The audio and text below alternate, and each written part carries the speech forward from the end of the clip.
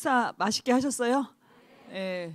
날씨가 좀 추워지긴 했어도 햇볕은 봄볕이네요.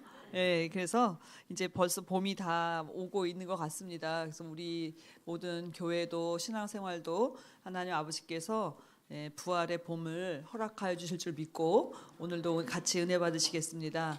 오늘 같이 은혜 받으신 말씀의 제목은 하늘의 전쟁입니다. 하늘의 전쟁, 가로 열고 2차 전쟁입니다. 우리가 지난 시간에 계시록 12장 1절과 6절을 통해서 그 1차 전쟁이 해를 입은 여자가 아들을 낳음으로 승리하게 될 것을 말씀하고 있죠. 그렇다면 오늘 본문 계시록 12장 7절에서 12절은 2차 전쟁을 말씀하고 있는데요. 이 전쟁은 하늘의 전쟁이라는 제목이 붙어야 되겠습니다. 왜냐하면 12장 7절에 보시면 하늘의 전쟁이 있으니라고 말씀하고 있기 때문이에요. 그래서 계시록 12장 7절에서 12절 본문 말씀으로 제목은 하늘의 전쟁 가로 열고 2차 전쟁입니다. 요한계시록은 일곱 인, 일곱 나팔, 일곱 대접이라는 그 본 계시와 그 사이사이에 들어있는 중간 계시로 구성되어 있다, 이렇게 볼 수가 있겠어요. 그래서 첫 번째 중간 계시는 계시록 7장인데요. 계시록 7장은 계시록 6장에 첫 번째부터 여섯째 인이 떼어진 다음에 일곱째 인을 떼실 때의 중간 계시가 7장이죠. 그래서 그 7장의 내용은 하나님의 종들의 이마에 인을 치시는 역사가 있다고 예언되어 있습니다. 그래서 이것은 택함 받은 성도를 그 인치는 역사를 통해서 올로 목사님은 이것은 신앙의 재정비를 촉구하는 말씀이다, 이렇게 말씀하셨어요. 자, 우리가 성령의 인을 받았죠. 그런데 또 하나님의 인을 이마에 받아야 되는 이유는 마지막 큰 환난에서 승리하게 하기 위해서 저와 여러분의 신앙이 어떻게 돼야 된다고요? 정비가 아니라 재정비예요. 그러니까 다시 한번 우리의 신앙을 재점검하는 내용이 계시록 7장에 나오는 인치시는 역사라고 말씀할 수가 있습니다. 자, 그렇다면 8장과 9장은 계시록 8장과 9장은 첫째 나팔로부터 시작해서 여섯째 나팔까지의 내용이 8장과 9장까지의 내용입니다. 그리고 그 일곱째 나팔의 내용은 일곱 대접 재앙인데 그것은 계시록 16장이죠. 그래서 8장, 9장은 나팔 재앙, 그리고 16장에 가면은 이제 마지막 일곱 대접 재앙이 나오죠. 그렇기 때문에 인치는 역사가 재정비의 역사라면 계시록 10장, 11장, 12, 13, 14장까지의 내용은 교회가 어떻게 승리할 수 있는지 그 비결을 우리들에게 계시하는 말씀이다, 이렇게 볼 수가 있습니다. 그래서 요한계시록을 처음 접해본 분들은 무시무시하다, 어마어마한 대환란을 기록하고 있기 때문이죠. 그러나 중간계시를 통해서 우리는 하나님이 예비하신 은혜가 무엇인지, 그리고 어떻게 이 환난에서 승리하는지 그 비결을 가르쳐주고 있죠. 그래서 계시록 10장에서는 작은 책을 먹음으로 장차 일어날 일을 미리 알게 하신다고 말씀하고 있어요. 계시록 10장에서는 무엇을 먹어야죠? 작은 책. 그리고 계시록 11장은 그 작은 책을 먹은 교회가 1260일 동안 말씀을 예언하는 증인의 교회가 사명을 감당한다고 말씀을 하고 있죠. 그리고 12, 13장, 오늘 본문이 들어있는 12장과 13장은 7년 대환란에 대한 예고입니다. 그런데 12장은 전 3년 반에 있을 환란, 그리고 13장은 후 3년 반에 있을 환란을 말씀하고 있어요. 그런데 또 무시무시하죠. 그런데 그 다음 장이 계시록 14장은 교회의 승리를 약속하고 있습니다. 14장에 가니까 교회가 마침내 승리할 것을 말씀하고 있어요. 그러니까 우리가 길을 갈 때 도대체 얼마나 남았나 이걸 알지 못하면은 참고 견디기가 어렵죠. 근데 요즘에는 야, 버스 정류장에도 다음 버스가 몇 분 뒤에 옵니다. 딱 나오잖아요. 그리고 지하철도 그래요. 그래서 외국 사람들이 와서 보면 한국에 오면 정말 놀라는 것이 그 대중교통 시스템인데 어떻게 버스가 몇 분 뒤에 오는지 그거를 예고하는지 너무 신기하다는 거예요. 그러니까 10분 뒤에 온다. 10분이면 굉장히 긴 시간이죠. 그래도 이제 9분, 8분 그러면 어떻게 해요? 이제 얼마 안 남았구나. 이렇게 마음에 이렇게 준비가 된다는 거죠. 소리가 좀만 가까이. 예, 예, 예. 그래서 이러한 같이 14장은 미리 승리를 약속하고 있어요. 그러므로 오늘 저와 여러분이 무시무시한 환란을 볼 때에도 소망이 있구나. 그래서 원롱사님은 이 계시록은 하나님의 종들에게 마지막 환란을 승리할 수 있다는 그 소망의 약속을 주는 책이 되는 줄 믿습니다. 그래서 오늘 계시록 12장 7절에서 12절의 2차 전쟁은 큰 첫 번째로 하늘 전쟁의 원인은 하늘에서 붉은 용을 땅으로 내어 쫓기 위함이다라는 거예요. 하늘에 전쟁이 있죠? 그럼 하늘에서 무슨 전쟁이 있을까요? 하늘은 하나님께 속했는데 우리는 이렇게 생각할 수가 있죠. 근데 놀랍게도 붉은 용이 어디에 있대요? 하늘에 있다는 거예요. 그래서 하늘 전쟁의 원인은 하늘에 있는 붉은 용을 땅으로 내어 쫓기 위해서 하늘 전쟁이 있다라고 말씀하고 있는 것입니다. 계시록 12장 7절 8절을 읽어드릴게요. 하늘에 전쟁이 있으니 미가엘과 그의 사자들이 용으로 더불어 싸울세. 용과 그의 사자들도 싸우나 이기지 못하여 다시 하늘에서 저희 있을 곳을 얻지 못한지라. 그랬죠. 이것을 볼 때 우리는 하늘에 있었구나. 누가? 붉은 용이. 에덴 동산도 신령한 하늘 아니에요? 그 에덴 동산을 침범했잖아요. 그것을 볼 때 궁창 하늘에 붉은 용이 있다라는 사실을 우리들에게 가르쳐 주고 있어요. 그러면은 하늘을 차지했으면 땅도 어떨까요? 땅도 그들이 점령한 상태라고 보는 것이 틀림이 없을 것입니다. 그래서 다시 하늘에 저희의 있을 곳을 얻지 못한지라 이 말씀을 통해서 우리는 그러면 붉은 영은 언제 하늘에 갔을까 이렇게 생각할 수가 있겠죠. 그래서 창세기 1장 7절에서 8절을 보시면 둘째 날 하나님께서 궁창의 물을 윗물과 아랫물로 나누시죠. 그러시고 그 궁창을 하늘이라 칭하시니라 이렇게 창세기 1장 7절 8절에 말씀을 하고 있어요. 그럼 우리가 생각할 때 윗물과 아랫물을 나누고 궁창 하늘을 창조하셨구나. 그러면 좋았을 것 같은데 하나님 보시기에 좋았더라는 말씀이 없어요. 둘째 날이 없어요. 그러면 왜 이 좋았더라는 말씀이 없느냐? 원롱 목사님께서는 이렇게 말씀하셨어요.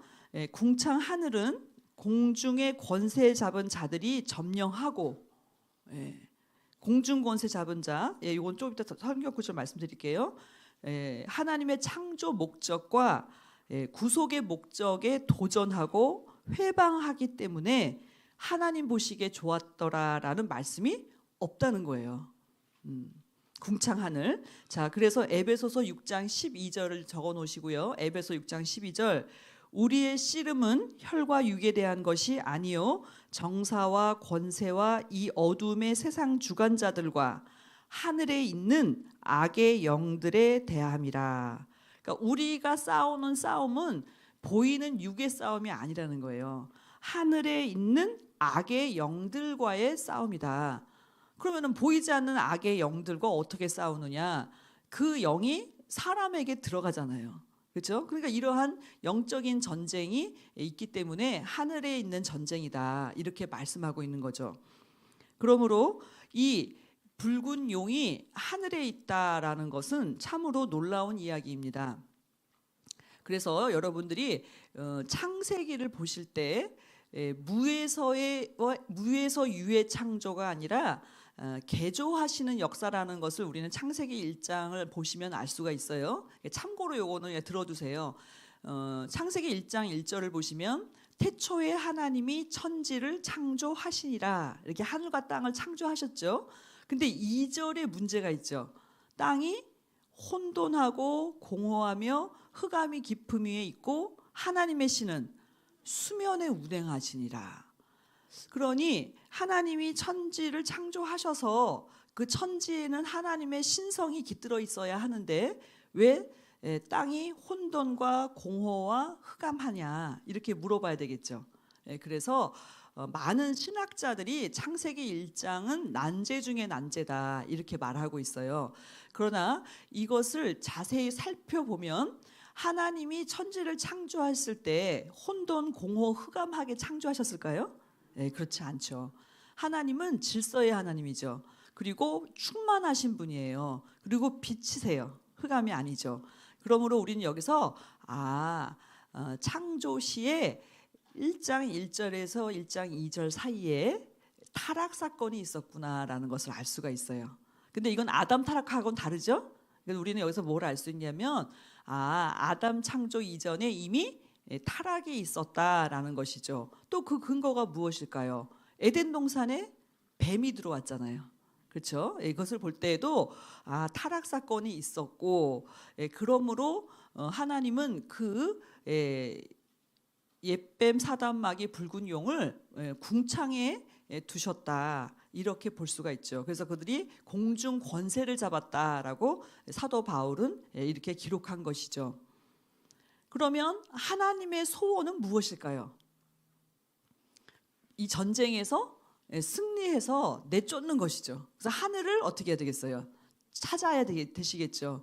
그래서 이 전쟁이 두 번이라는 거죠. 하늘 전쟁은. 그러니까 창세 전에 아담 창조 전에 전쟁이 한 번 이미 있었고, 그리고 이 두 번째 전쟁이 이 계시록 12장의 내용이다. 이렇게 옛날 말씀에 보면은 원록사님 자세하게 설명을 해놓으셨어요. 그렇고 이제 저도 이제 요즘 생각을 하는 것은 제가 교회 오기도 전에 선포하신 말씀인데 그 말씀에 보면은 다 녹음해둬라고 그러셨어요. 너네 기억은 믿지 못한다. 그러니까 다 녹음해둬라. 그랬더니 많은 분들이 이제 원롱사님 별세하신 이후에 이 말씀들을 열심히 녹취하는 거예요. 이제 그래가지고 그 말씀을 볼 때 제가 그때 당시에 우리 교회에 있었으면은 한 개도 못 알아들었을 거예요. 도대체 무슨 말씀인지 알 수 없었을 터인데 요즘에 이제 이해가 되기 시작하는 거죠. 그러니까 여러분들이 때가 있구나. 그러면 원로 목사님 마음은 어땠을까? 그 80년대 초반에 정말 성도들도 많이 없었을 때 알아듣는 사람도 없었을 때 정말 그 먼 미래를 놓고 설교하셨구나. 제가 그 생각이 들면서 눈물이 이렇게 나더라고요. 젊으셨을 때니까 계시록을 막 강해를 하신 거예요. 근데 그게 그 당시에는 크게 우리한테 와닿지 않은 말씀이죠. 그러나 그것을 장차 앞으로 일어날 일에 대해서 우리가 때가 되면 이 말씀을 찾아서 다시 보게 될 때가 올 것을 믿고 전하셨다. 저는 그렇게 여겨집니다. 그래서 이와 같이 하늘을 차지하고 있었다라는 것이죠. 붉은 용이. 그래서 근데 이 붉은 용은 하늘만 차지할 뿐만 아니라 온 천하를 꿰는 자라고 계시록 12장 9절에 말씀하고 있어요. 하늘만 차지하고 있는 것이 아니라 온 천하, 땅에 하늘 아래에 있는 그 땅들을 어떻게 하고 있다? 꿰고 있다. 꼬신다는 뜻이죠. 꿰다. 자, 계시록 12장 9절. 큰 용이 내어 쫓기니 옛뱀 곧 마귀라고도 하고 사단이라고도 하고 온 천하를 꿰는 자라.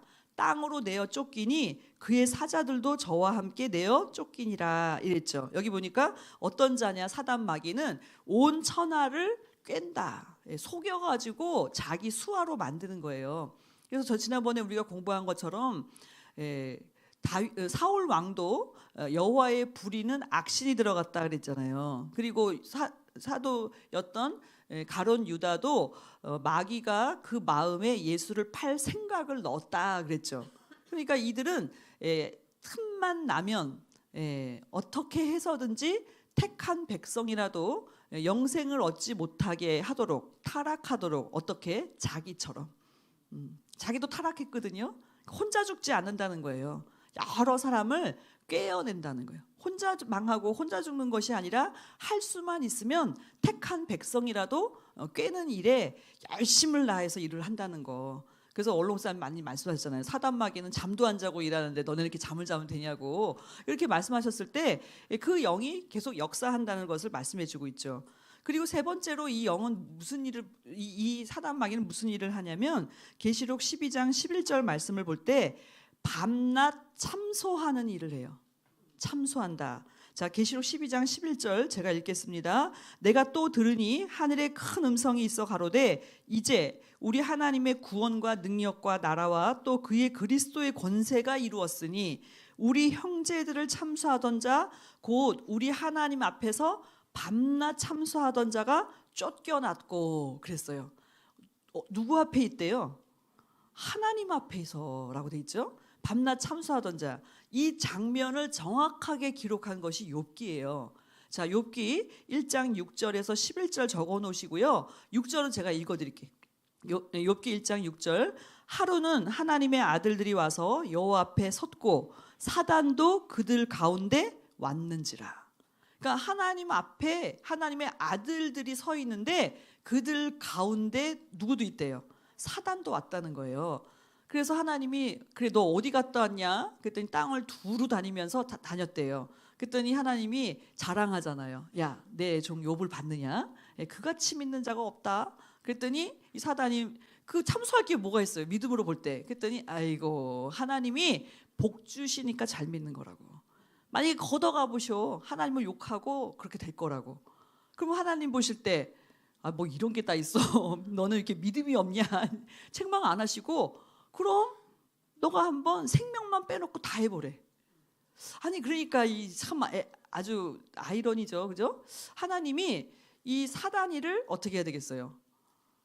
꾸짖고 못하게 해야 되는데 왜 사단이가 그 욥을 시험하도록 어떻게 했어요? 허락했다니까요. 그러니까 알고 보면 우리의 모든 시험이 사실은 우리의 부족 때문에 오는 게 맞기는 맞아요. 그러나 밤낮 참소하기 때문에 온다는 것도 있어요. 참소를 당하는 거예요, 저와 여러분이.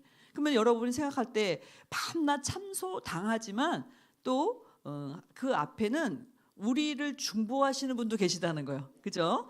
로마서 8장 32절인가요? 보시면 예수님이 하나님 보좌 우편에서 어떻게 하신대요? 우리를 위해서 기도하신다. 그러니까 사실상 어떤 모양이 되냐면 하나님 보좌 앞에 하나님의 아들이 있고 또 어떻게 돼 있어요? 그래서 아까 제가 그 말씀은 34절 로마서 8장 34절입니다. 그리스도 예수 누가 정죄하리요 죽으실 뿐 아니라 다시 살아나신 이는 그리스도 예수시니 그는 하나님 우편에 계신 자요 우리를 위하여 간구하시는 자다 그랬잖아요. 예수님은 우편에서 우리를 위해서 간구하시고 중보기도 하시고 사단은 좌편에서 참소하는 거예요.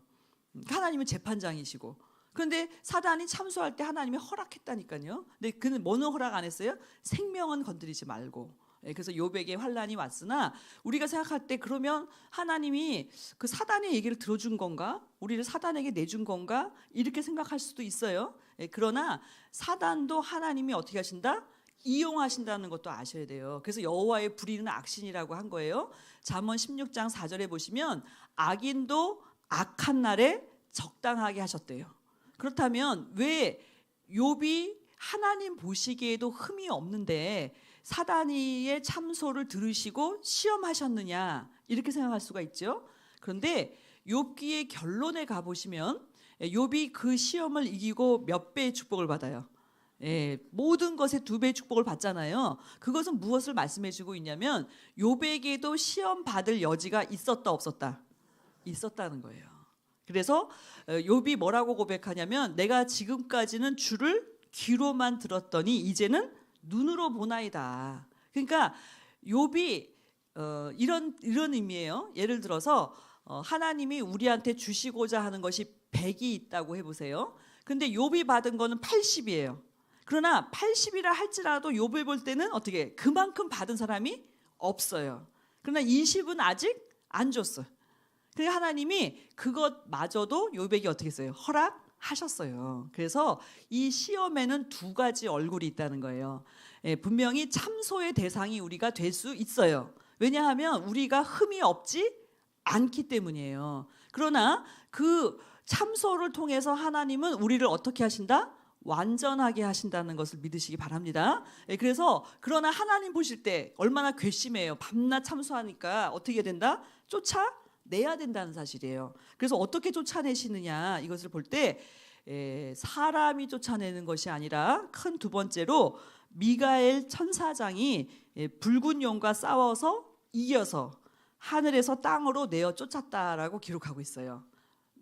누가 등장하고 있어요? 갑자기 미가엘. 그래서 미가엘이란 뜻은 누가 하나님과 같은가 이런 뜻이에요. 그 얘기는 하나님 같은 분은 없다 그 뜻이죠. 그래서 미가엘의 뜻은 누가 하나님 같은가. 그래서 미가엘은 군대 장관이에요. 그래서 여기 계시록에서 미가엘 천사장이 나오고요, 유다서에 나오고 그 다음에 다니엘서에 나와요. 그래서 이 미가엘이 마지막 때에 하늘에 있는 붉은 영을 내어 쫓는 놀라운 전쟁에서의 승리를 가져오게 된다는 것을 말씀하고 있어요. 근데 여기서 한 가지 중요한 것은 자, 붉은 영이 하늘을 점령했죠. 그런데 12장에 가서 쫓아내잖아요. 그럼 동기가 뭘 것 같으세요? 미가엘이 쫓아내요 물론. 근데 왜 하필이면 이때였을까요? 사실 답이 다 나와 있거든요. 지난 시간 공부와 연결해 보면 이 미가엘이 하늘 전쟁을 통해서 붉은 영을 내어 쫓기 직전의 사건이 뭔가요? 그렇죠. 아들을 낳은 거예요. 그래서 교회가 아들을 낳는 이 사건은 어마어마한 사건이에요. 자, 들어보세요. 자, 에덴 동산에서 아담을 창조하셨죠. 그리고 원래 아담은 하나님의 형상으로 지음 받아서 생명나무 실과를 따먹고 영생했어야 되면 하나님의 형상이 좀 완벽한 하나님의 아들로 창조하신 거예요. 그런데 그 아들이 어떻게 했어요? 타락했어요.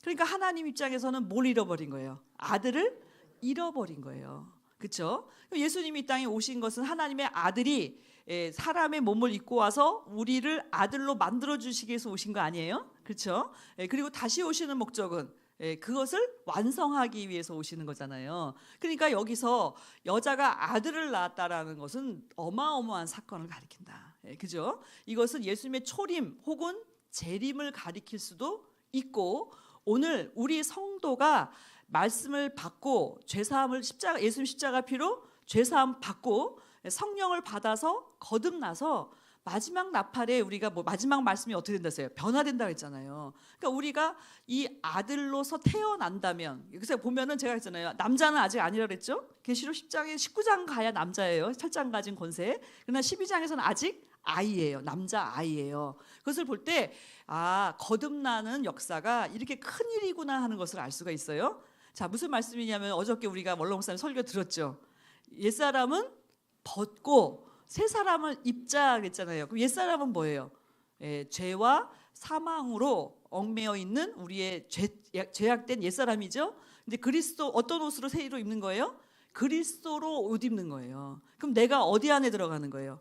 그리스도 안에 거하는 거예요. 그것은 뭘 말씀하고 있냐면 우리의 사상과 이념이 말씀으로 변화되고 그리스도의 권세가 나의 권세가 돼야 된다는 것을 말씀해 주고 있잖아요. 그러면 이제 우리 신분이 바뀌죠. 아담의 타락한 후에였는데, 그리고 교회 여자였는데 이제 말씀으로 완전히 거듭났을 때는 씨가 있는 남자다 이렇게 인정해 주시는 거예요. 그것은 신령한 에덴의 회복이에요. 그렇죠? 그러니까 이제 어떻게 해요? 회복했으니까 뭘 내쫓아야 돼? 붉은 영을 내쫓을 수가 있는 거예요. 이해가 되실까요? 그죠? 그래서 우리가 아들이 되는 것이 이렇게 중요하구나. 그 이야기가 성경에 있어요. 예수님 때. 자, 누가복음 10장 17절부터 20절을 찾아보시겠습니다.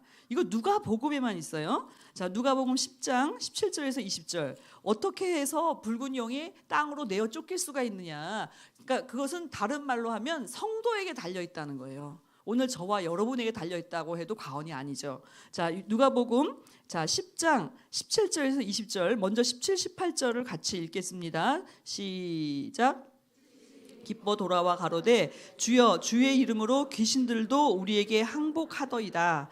예수께서 이르시되 사단이 하늘로서 번개같이 떨어지는 것을 내가 야, 벌써 한 번 떨어졌었네요. 그죠? 예수님 당시에 70문도에게 성령의 권세를 주셨어요. 그래가지고 예수 이름으로 귀신이 나갔어요. 그랬더니 예수님이 하시는 말씀이, 야, 내가 봤다. 어떻게 봤어요? 사단이 하늘로서 번개같이 떨어지는 걸 봤대요. 와, 근데 언제 또 올라갔죠, 근데? 예, 근데 이거는 뭐냐면은 하나가 아니에요. 복수, 사단, 마귀, 그의 쫄개들까지 있잖아요, 그죠? 근데 이것을 완전히 쫓아내는 것이 계시록 12장이다. 근데 예수님 때에도 이런 사건이 있었다. 근데 이 사건의 영적인 의미는 뭐냐?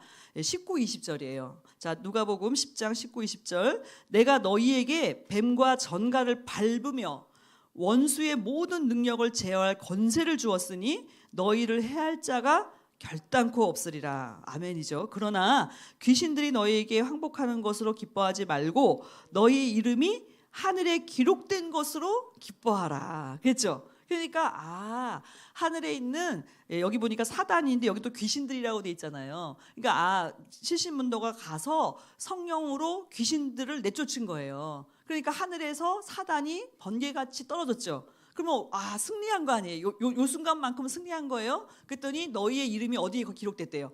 하늘에 기록됐다는 거예요. 하늘에 사단은 내려오고 너희의 이름을 내가 하늘에다가 기록했다. 그러니까 이것은 뭐예요? 천국에 입성하는 그 권세를 주신 거잖아요. 그러니까 오늘 저와 여러분도 마찬가지예요. 사단이가 하늘에 있다라는 것은 되게 추상적인 의미예요.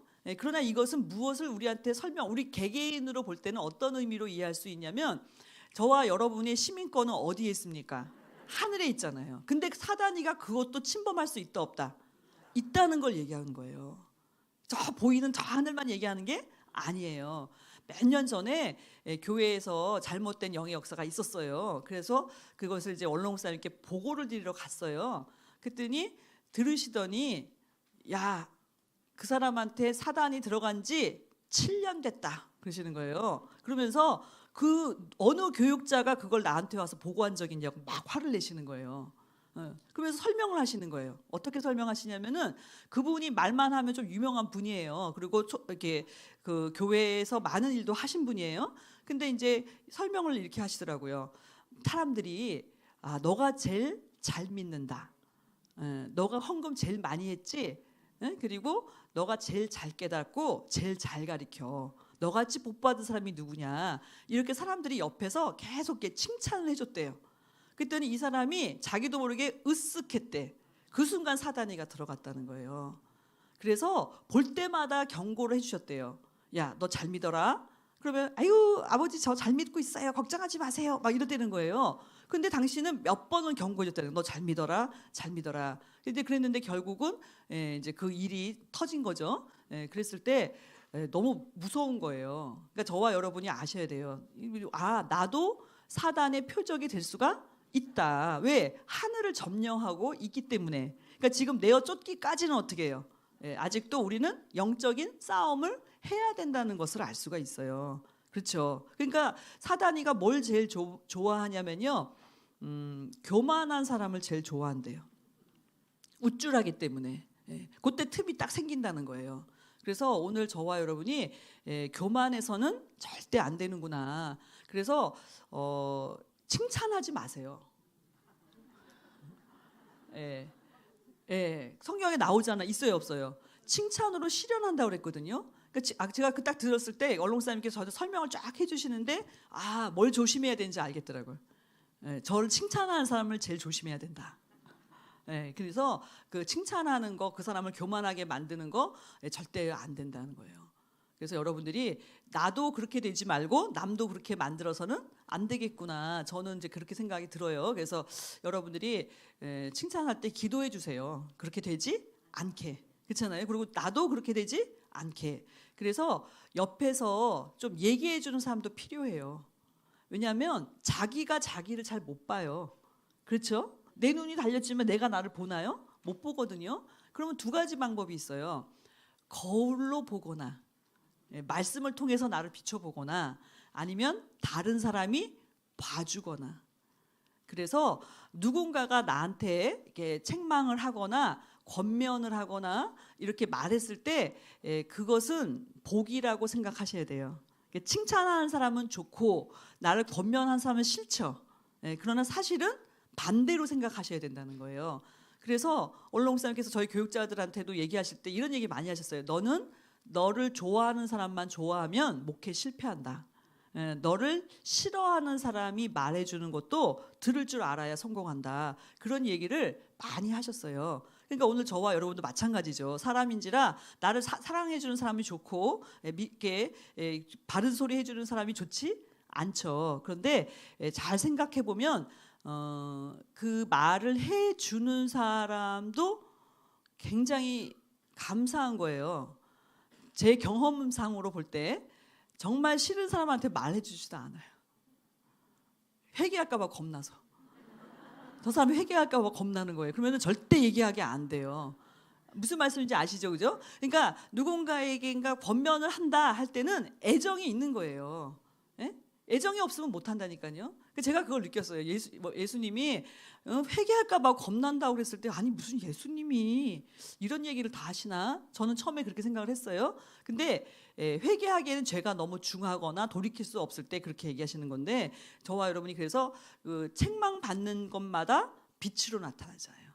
그리고 아들일 때 책망하지 않는 거는 아들이 아니기 때문이다. 친아들이 아니기 때문이다. 사생자이기 때문이다. 이렇게까지 말씀하셨잖아요. 그래서 오늘 요즘 같은 때 사실은 얼렁 목사님이 책망하시는 거 다 듣잖아요. 달게. 근데 요즘 같은 때는 누구 책망하기도 힘들어요. 사실은. 웬만한 애정이나 정말 기도가 아니고는 될 수가 없죠. 그런데 어쨌든 간에 우리는 그걸 알 수가 있죠. 그래서 저게 사단이가 우리의 영의 세계, 우리의 마음, 생각을 침범할 수 있다. 그러니까 가룟 유다에게 마귀가 예수를 팔려는 생각을 넣었더니 요한복음 13장 2절에 말씀하고 있잖아요. 그러니까 그것은 뭘 얘기하냐면 내 생각이 아닐 수도 있다는 걸 여러분 아셔야 돼요.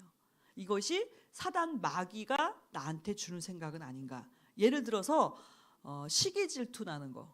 남이 사촌이 땅을 사면 배가 아픈 거. 이건 그리스도의 마음이 아니죠? 그럼 그 마음은 누가 줬을까요? 그거 아셔야 돼요. 그래서 즉시 회개하셔야 돼요. 근데 그게 깜빡하는 순간 들어와요. 그잖아요? 그러면 순간 놀래서 어떻게? 내어 쫓아야 돼요. 이렇게. 근데 오늘 보니까 미가엘이 내어 쫓았다 이렇게 말씀했잖아요. 저와 여러분에게 내어 쫓는 권세가 있다 없다? 있다는 걸 얘기하고 있어요. 누가복음 10장에 얘기했잖아요. 내가 너희에게 뱀과 정갈을 밟고 원수의 모든 능력을 제할 권세를 주었으니 너희를 해할 자가 없다. 성령의 역사로 말미암아 우리가 내어 쫓을 수 있다 없다? 있어요. 그러니까 여러분들이 그거를 밖에 사람 사단아 물러가라 하지 마시고요. 내 안에 혹시 이 하늘에 나의 영의 세계에 침범하지는 않았는가 점검하시는 역사가 있으시길 바랍니다. 그래서 작은 두 번째로는 미가엘과 그의 사자들이 붉은 용과 싸워서 이겼다. 이것은 뭘 말씀하고 있냐면 이 하늘 전쟁에서의 승리는 사람이 하는 것이 아니라 천사장 미가엘의 등장으로 말미암아 이겼다는 거. 그러니까 오늘 저와 여러분도 내 힘과 능력으로 되는 게 아니죠. 오직 여호와의 신으로 된다고 했을 때 이러한 도움을 받아야 돼요. 도움 받는 거. 그래서 다니엘서 10장 21절에 보시면 오직 내가 먼저 진리의 글에 기록된 것으로 내게 보이리라. 나를 도와서 그들을 대적하는 자는 너희 군 미가엘 뿐이라 그랬어요. 그래서 이 미가엘은 군대 장관이에요.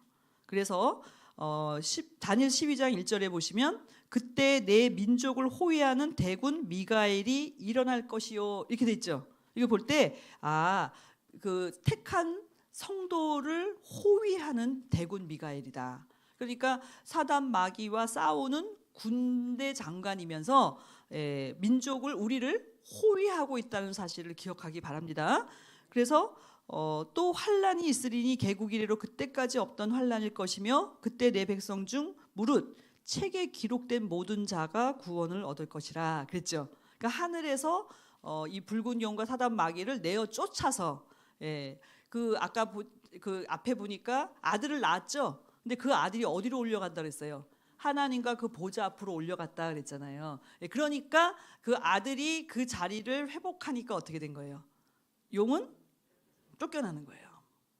그러니까 땅이 난리가 나는 거예요. 그렇죠. 왜냐? 얼마 안 남았어요. 뭐가 안 남았냐면은 이제 땅으로, 하늘에서 땅으로 내어 쫓기고 그 다음에 들어갈 곳은 유황불이에요. 예. 그러니까 이것은 때가 얼마나 가까웠는가를 보여주고 있다는 사실입니다. 그래서 그 유황불에 던져짐으로 마침내 종말을 고하게 된다라는 것을 기억하셔야 되겠어요. 그래서 여기서 볼 때 계시록 20장 10절에 보면 또 저희를 미혹하는 마귀가 불과 유황못에 던지우니 거기는 그 짐승과 거짓 선지자도 있어 세세토록 밤낮 괴로움을 받으리라 그랬죠. 그러니까 분명히 계시록 20장 10절을 볼 때 땅으로 내어 쫓긴 사단 마귀 붉은 용이 최종 목적지는 어디였느냐, 하나님 보실 때 유황불, 유황못에 던지운다. 그래서 완전히 그 존재가 소멸되는 그때까지는 우리는 계속해서 어떤 것이 있다? 영적인 전쟁이 저와 여러분에게 있다는 사실을 보여주고 있습니다. 우리 개인에게도 있고 이거는 당연히 해를 입은 여자의 교회에도 분명히 있다는 것을 말씀해주고 있고, 교회에서 왜 이런 일이 일어나느냐라고 생각할 수 있지만 교회니까 이 일을 감당할 수 있는 거예요. 예. 그래서 좀 당신이 알아서 좀 처리하시면 안 될까요? 우리는 이제 그러고 싶은데 이 조상을 아담으로 둔 덕에 그분이 이제 못 이기셨으니까 후손이 이겨야 되는 거예요. 그래서 이 일을 마지막 때 우리 성도들 교회에게 이 일을 맡기셨다는 것을 믿으시기 바랍니다. 그래서 이거는 피할 수 없는 전쟁이에요. 그렇죠? 피할 수 없다.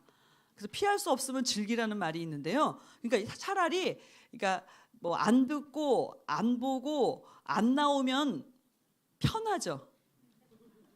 근데 어떤 분이 그러시더라고. 궁금해서 견딜 수가 없다.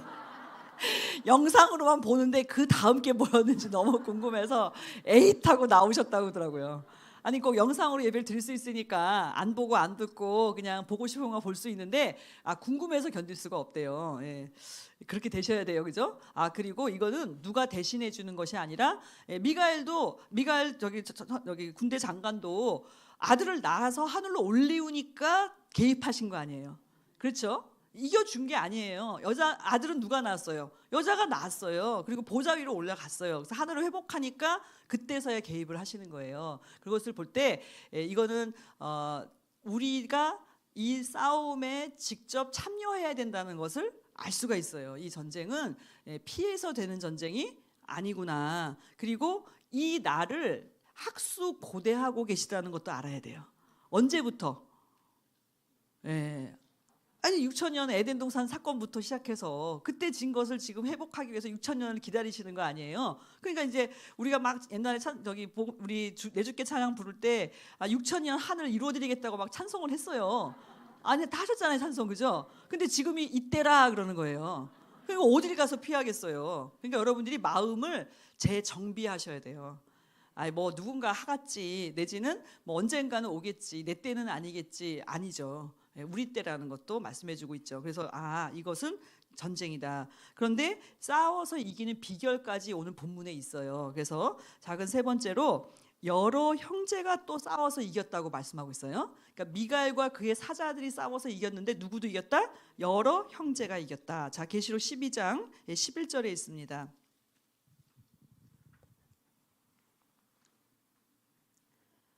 계시록 12장 11절 같이 읽겠습니다. 또 같이 계시록입니다. 12장 11절 시작. 또 여러 형제가 어린 양의 피와 자기의 증거하는 말을 인하여 저를 이기었으니 그들은 죽기까지 자기 생명을 아끼지 아니하였도다. 또 이겼다. 여러 형제가 이겼다. 이렇게 말씀하고 있습니다. 근데 여기서 비결을 세 가지로 말씀해 주고 있어요. 첫 번째, 제일 작은 첫 번째로 승리의 비결은 어린 양의 피로 이겼다. 그랬죠? 그럼 어린 양의 피로 이겼다. 그 피가 어디에 있냐는 거예요. 자, 베드로전서 1장 18절 19절에 있죠. 베드로전서 1장 18절 19절. 너희가 알거니와 너희 조상의 유전한 망령된 행실에서 구속된 것은 은이나 금같이 없어질 것으로 한 것이 아니요 오직 흠없고 점없는 어린 양 같은 그리스도의 피로 한 것이다. 그랬죠. 그러니까 저와 여러분이 죄가 구속된 것은 어린 양이 필요했죠. 그러니까 이 피가 있으면 어떤다? 이긴다는 거예요. 그럼 하나 예를 들어 볼까요? 자, 예수님의 십자가상 7말씀 가운데 첫 번째 말씀이 무엇이죠?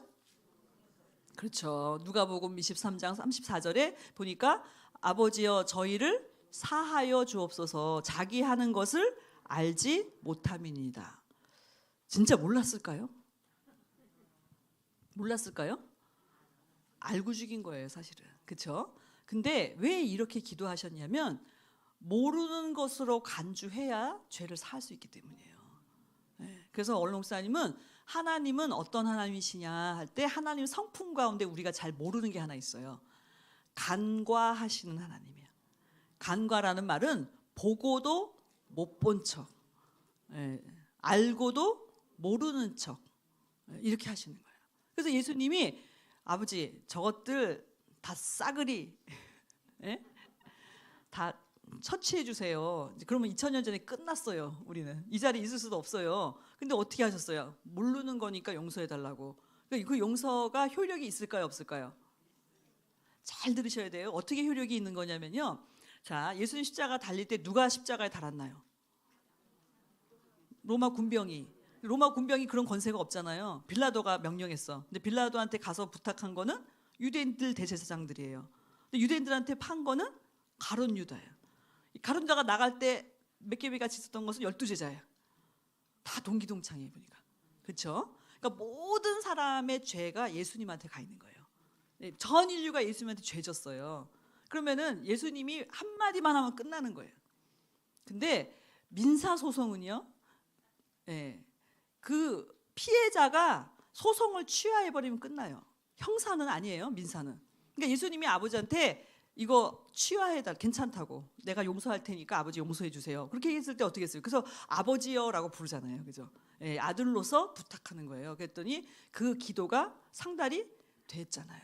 그렇잖아요. 그런 것처럼 오늘 저와 여러분이 어린 양의 피로 이겼다 할 때 그 나에게 한 사람에 대해서 예수님의 마음으로 만약에 저와 여러분이 용서의 기도를 할 수 있다면 저와 여러분은 이미 승리한 줄 믿습니다.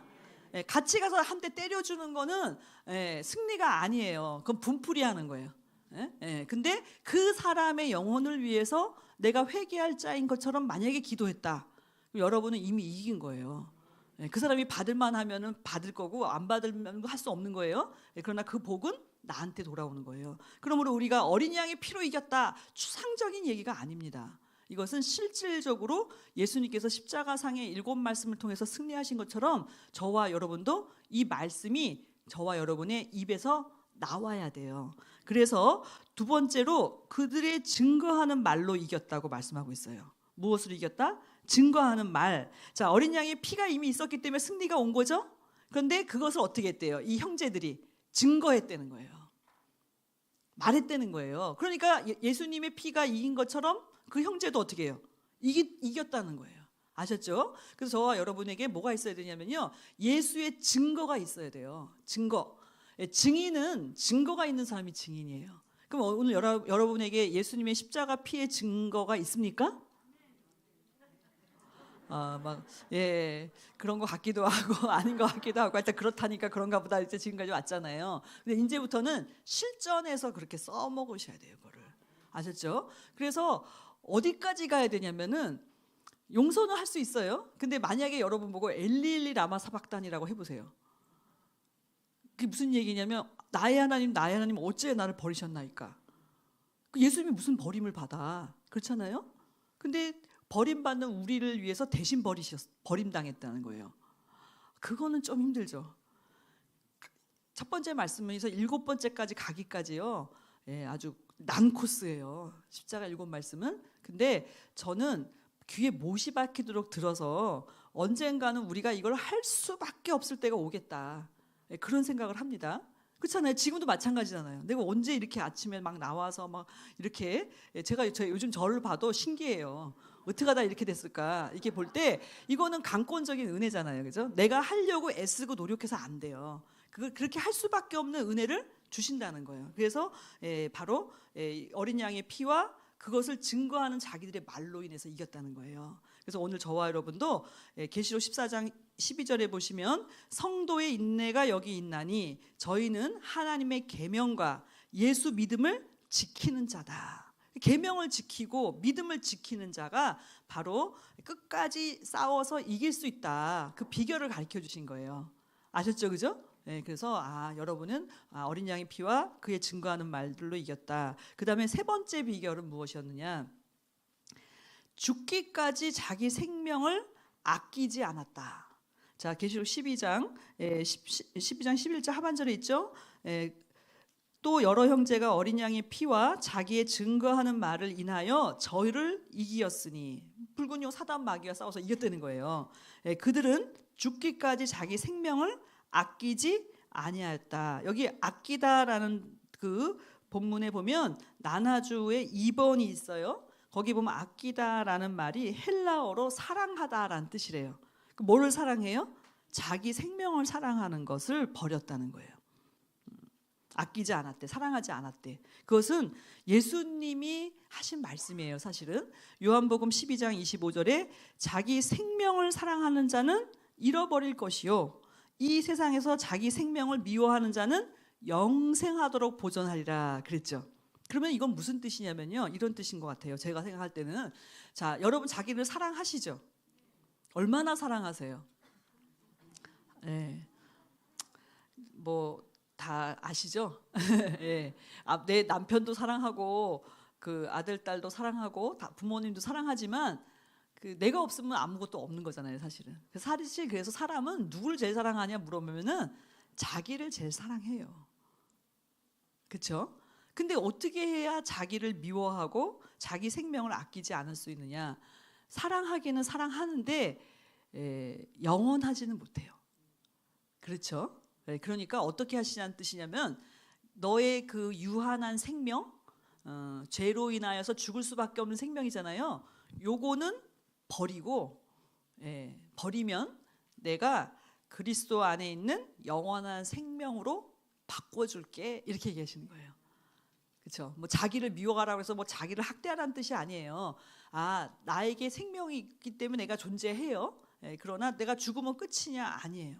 죽어도 부활이고 천국이 있어요. 그러니까 어떻게 되느냐? 이 땅에 있는 나의 생명을 버리는 자는 다시 얻게 된대요. 근데 그 버린 그 생명을 다시 얻는 게 아니고 다른 생명을 얻는 거예요. 그래서 이 세상에서 자기를 미워하는 자는 영생하도록 보존하리라. 그러니까 죽을 수밖에 없는 생명을 내가 던질 때 영원한 생명으로 돌려주시겠다는 거예요. 그러니까 어떻게 해야 돼요? 죽긴 죽어야 돼요.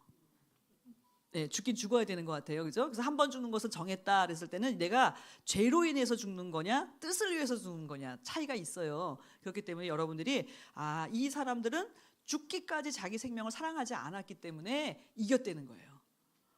이거는 사실 저도 이렇게까지 안 살아봐가지고 이게 무슨 차원이다 뭐 이렇게 체험적으로 말씀을 못 드리겠어요. 그러나 조금 알 것 같아요. 그죠? 그러니까 여러분이 이 말씀을 머릿속에 이렇게 딱 두었다가 죽을 자리 있으면 냉큼 들어가세요. 그냥.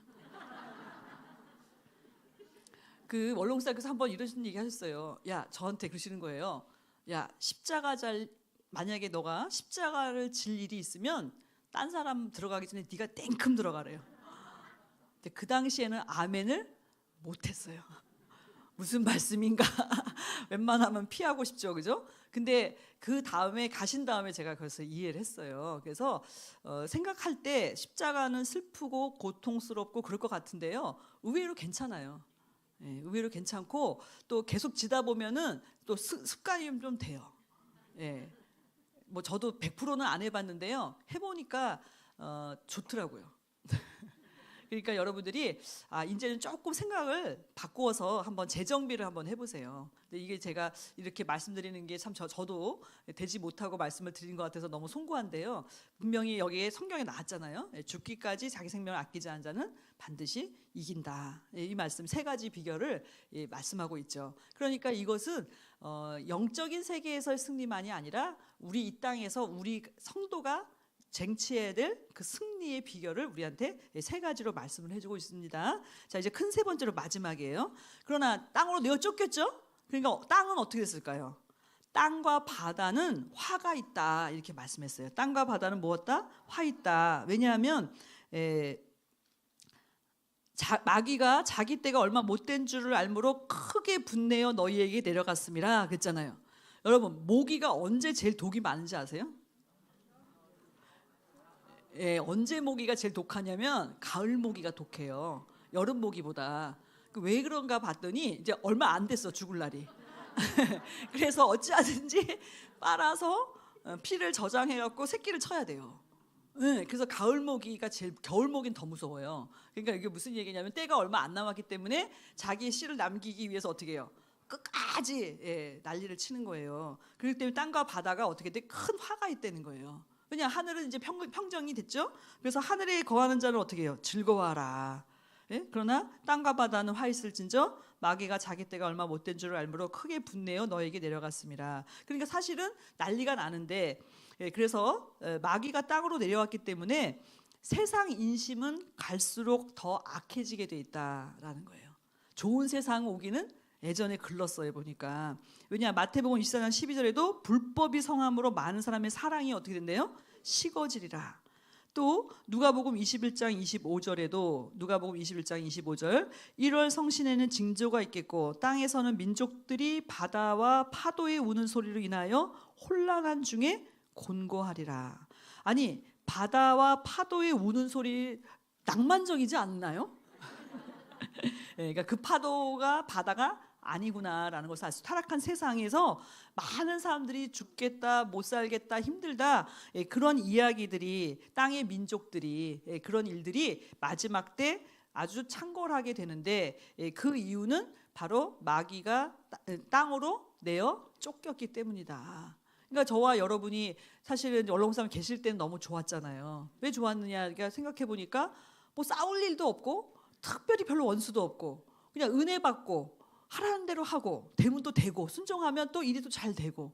그러니까 사실 제가 그 당시에는 잘 몰랐어요. 근데 진짜 그때가 에덴이었었구나. 이제 그런 생각을 해보죠. 그러면은 지금은 어떻게 살아야 되느냐? 이 땅과 바다가 난리가 났잖아요. 그러면 어떻게 해야 돼요? 우리는 하늘로 이사 가야 돼요. 어떻게 하늘로 이사 가느냐? 땅에 있는 지체를 죽이고, 그리고 영적인 사람이 되어야 된다는 거예요. 말씀의 사람이 돼야 돼요. 그래서 우리가 그리스도 안에 있어야 이 환난을 이길 수가 있다는 것을 믿으시기 바랍니다. 그래서 두 번째로, 작은 두 번째로, 이제 결론입니다. 그 땅은 난리가 나지만 하늘에 거하는 성도는 구속이 날이 가까웠으므로 즐거워하게 돼 있다는 거예요. 자, 계시록 12장 12절 상반절에 있죠. 그러므로 하늘과 그 가운데 거하는 자들은 즐거워하라 그랬어요. 그러니까 오늘 저와 여러분이 교회 오는 게 즐거우시나요?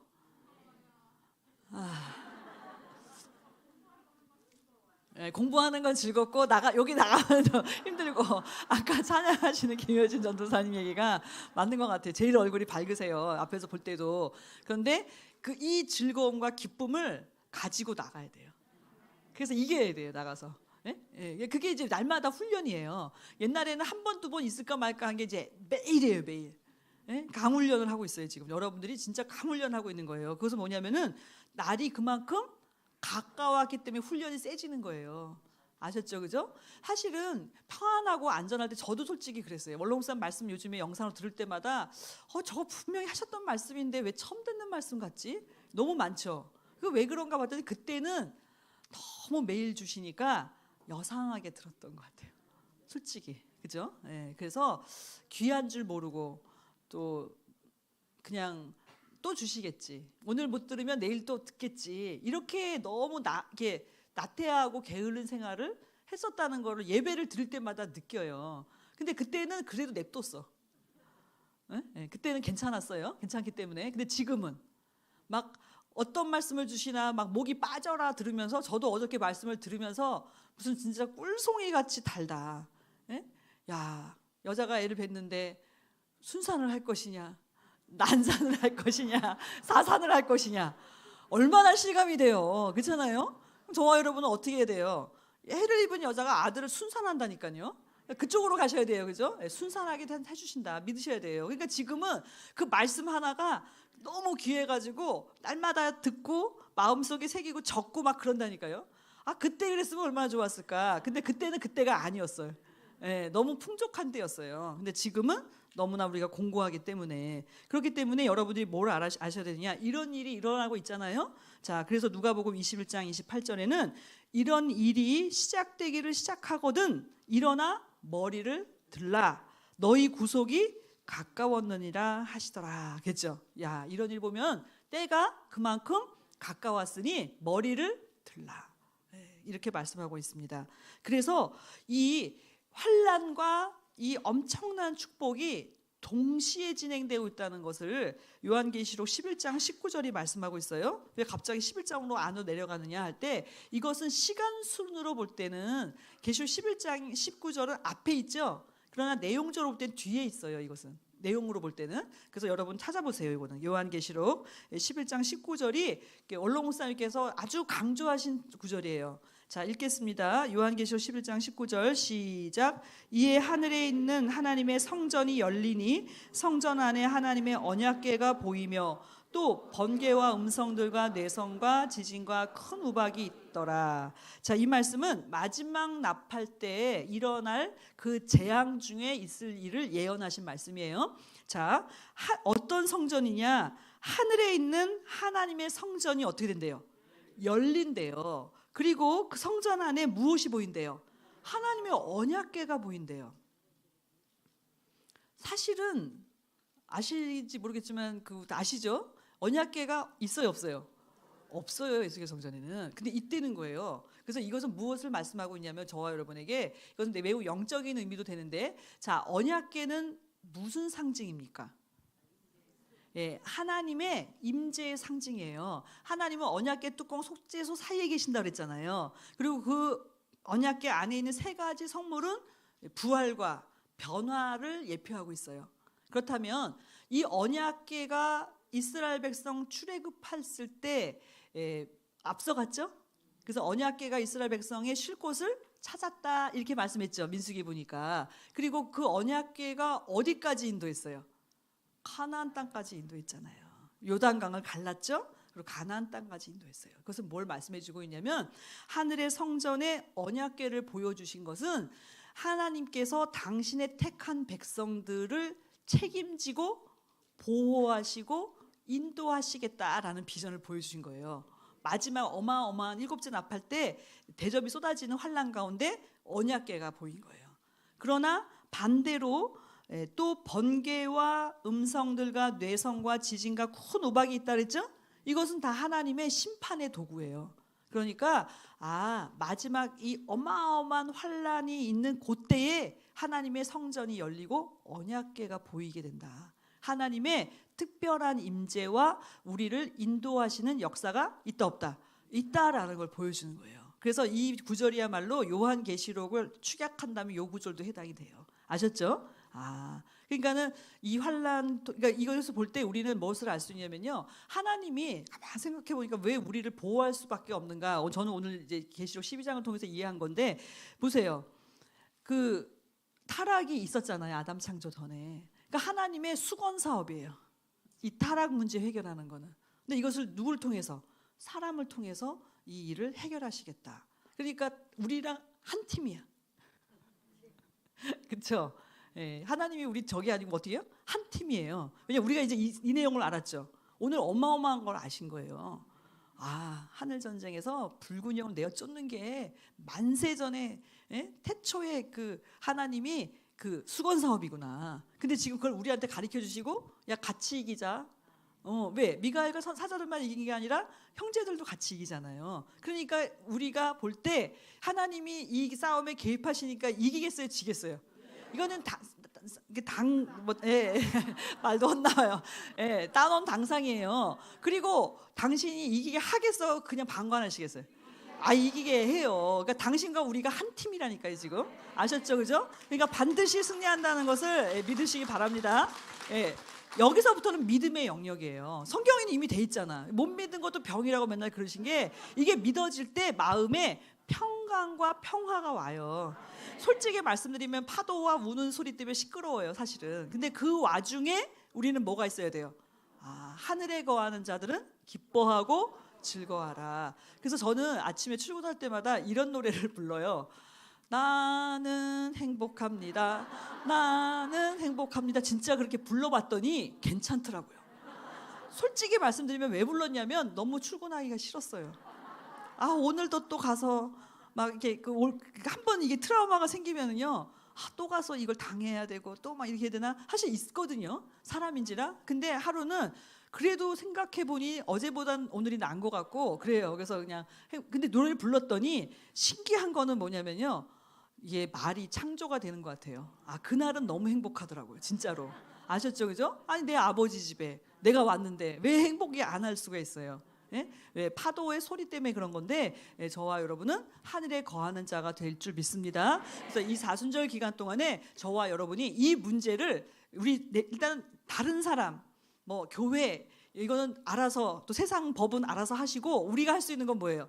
내 문제는 내가 할 수 있잖아요. 예? 그러니까 이번에 내 문제, 혹시 나의 하늘에 불군요 사단 마귀가 진치고 있지는 않은가, 이것들을 다 어떻게 해요? 쫓아내 버리고 청소하고 재정비해서 믿음으로 여러분들이 승리할 때 어떤 환란이 온다 할지라도 능히 감당할 수 믿습니다. 다 같이 아멘 할렐루야 삼창하시고 기도하시고 마치겠습니다. 아멘 할렐루야, 아멘 할렐루야, 아멘 할렐루야.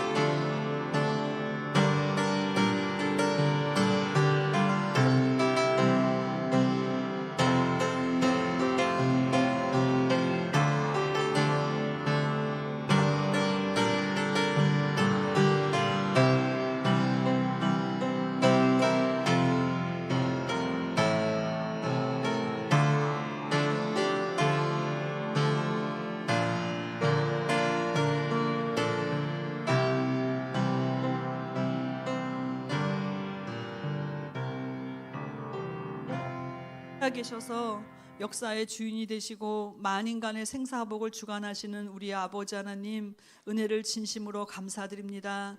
먼저 감사할 것은 이 대한민국이 아버지 6.25 전쟁 70년이 만에 이렇게 전 세계에 머리가 되게 하여 주시는 놀라운 축복을 주신 것을 감사드립니다. 경제나 문화나 또한 모든 분야에서 머리가 되게 하셔서 전 세계에서 대한민국을 모르는 나라가 없을 정도로 이렇게 부러움을 사는 이런 대한민국을 만들어 주신 것은 마지막 때 이 구속사의 말씀을 전 세계 만방에 전하기 위한 교두보인 줄 믿습니다. 살아계신 아버지, 성령의 불담으로 또한 이 교회를 또 지켜주시기를 간절히 빌고 원하옵나이다.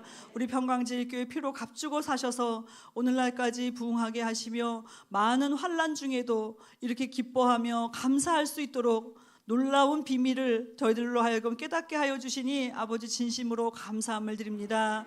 오늘 사순절 17일째를 저희들이 맞이하고 있습니다. 또 23일이 남았습니다.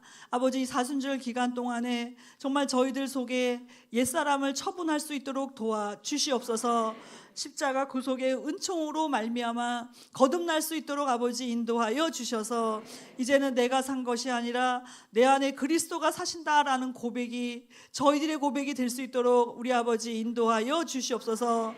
언젠가는 되겠지, 언젠가는 할 수 있을 거야, 이렇게 미루고 미뤘던 저희들의 신앙의 숙제들이 많이 있습니다. 그러나 아버지, 이제는 그 말씀을 이루지 않고는 견딜 수가 없는 환난과 어려움을 당하고 있습니다.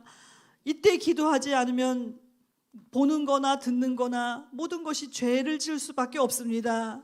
살아계신 아버지, 저희들에게 영안을 열어주시고 그 사람을 미워하지 아니하고 그 안에서 역사하는 불구녀 사단 마귀를 내어 쫓는 놀라우신 아버지의 권세를 저희들에게 허락하여 주셨다 하였사오니 먼저 저희 자신이 이길 수 있도록 인도하여 주시옵시고 또한 그분을 위해서 기도할 수 있도록 인도하여 주셔서 예수님의 십자가상의 그 용서의 기도가 우리의 기도가 될 수 있도록 우리 아버지 도와주시기를 간절히 빌고 원하옵나이다.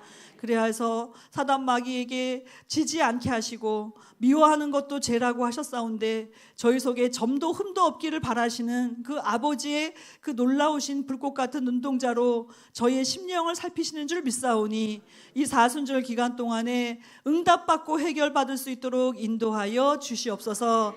그래야 해서 아버지를 기쁘시게 할 뿐만 아니라 저희들은 하늘에 거하는 자가 되어서 즐거워하게 하시고 저희들의 이름이 생명책에 기록됨으로 하늘 백성으로 마지막 나팔에 승리하여서 변화의 첫 열매가 되어드리는 우리 모든 성도님들 다 될 수 있도록 아버지께서 오늘의 승리가 있게 하시고 내일의 승리가 있게 하시고 영원한 승리가 있게 하여 주시기를 간절히 빌고 원하옵나이다.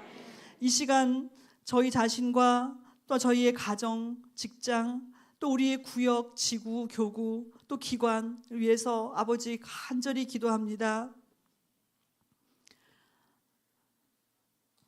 마지막 때는 불법이 성하여서 사랑이 식어진다고 하였는데 아버지, 저희 속에 그리스도의 사랑이 있는지 다시 한번 점검할 수 있도록 인도하여 주시옵소서.